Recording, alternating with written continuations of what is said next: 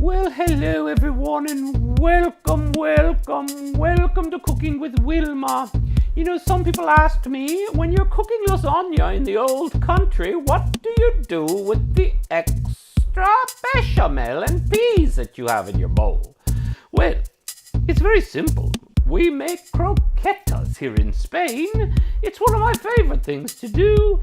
First, we simply have egg and panko that we have made previously and kept on our shelf. We dip the croquetas into the egg, we dip the bechamel into the egg, then we dip it into the panko, and then we shape a little bit like this. We move the bowl so that we can set the croqueta down. We scoop up more of the bechamel and dip it in the egg. These are Spanish eggs. And then we will, more panko. I guess it's, this is Japanese panko, but it's made with white bread that we have here in Spain. It's called bimbo. Yes, you've got that right. B-I-M-B-O, bimbo. I don't know why it's called that, but it's white bread, and it's what we use to make panko. So, again, you've spent the day making lasagna in the summer, the heat of the summer. You're not quite sure why you decided to do that today, but in any case, you did, and you've layered the lasagna. It's all in the oven. You have one vegetarian variety and one with beef, and they're both in the oven, and so you've got extra bechamel with peas. And what do you do? Well, you make croquetas, and I've showed you simply how to do it now. We're going to move from the shape. Dirty fingers. We're going to move from the shaping to cooking them in the pan quite quickly here. Yes, I guess we need a little more panko. I guess maybe we are not quite ready to move them to the pan yet. I thought we were, but you know, these directors, they've got me going a mile a minute, so I don't exactly know what to do. All right, so we've got one more croqueta to make. Roll it around in the Spanish bimbo panko, and this is something you should always have on your shelf, by the way. It's very easy. You just take the bimbo that you've bought at the supermercado and you put it in your your Cuisinart, and it's just plain old white bread, like Wonder Bread without the crusts, but here we call it bimbo, as I said. So in any case, you can Google that, by the way, bimbo bread. It'll show you the packages. They're very cute. All right, so you put the bimbo pieces of bread torn up into your Cuisinart. You quickly chop them into fine pieces, and then you put them in the oven and you bake them until they dry out, and they make the perfect jar of panko. So in any case, yes, we've got our croquetas all ready now, and I think now we're ready. Is it okay if I put them in the pan? Is it all right? Okay, good. So now we're going to take them. We've got our oil heating, and you see it's a hot day, which is why you can see my feet. We put the croqueta up. The burner has turned off. I must turn it back on. You must put the croquetas in the pan and let them fry. And as you can see, because the burner turned off, this oil is not quite hot enough.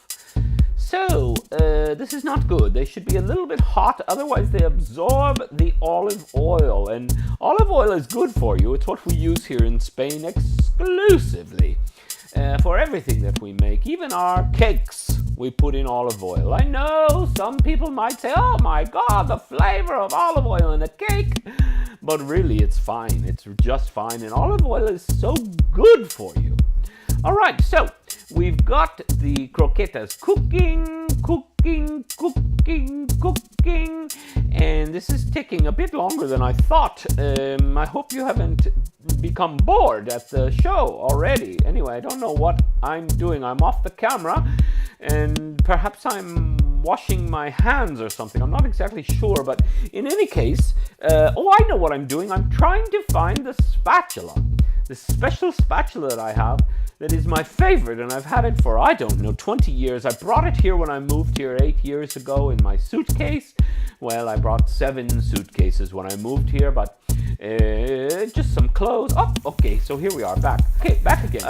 Yes, so there we have the croquetas cooking. You can hear them.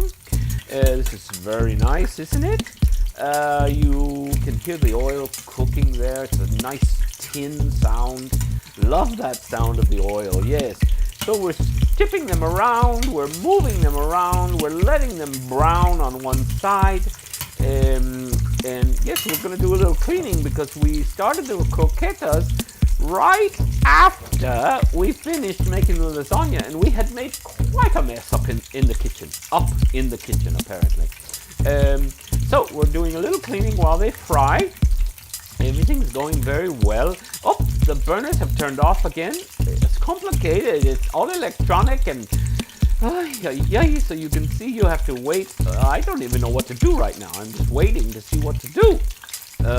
So yeah, see, you can tell my fingers. I don't know what to do. Okay, well, here we go. Push a button. Oh, 2 fingers maybe. Yes, I think that's going to... yes, here we go. So we turn the heat back up and get those croquetas cooking again. Yes, they're cooking. Look at the color. Oh, it's beautiful. It's just absolutely beautiful, that golden brown color of the croquetas. Now, some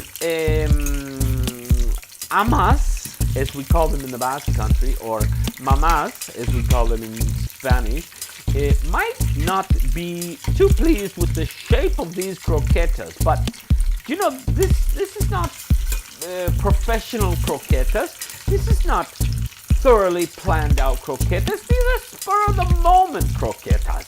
Well, we have croquetas that just came from a bowl of extra bechamel that we were using in our lasagna. That's all. That's what it was. They're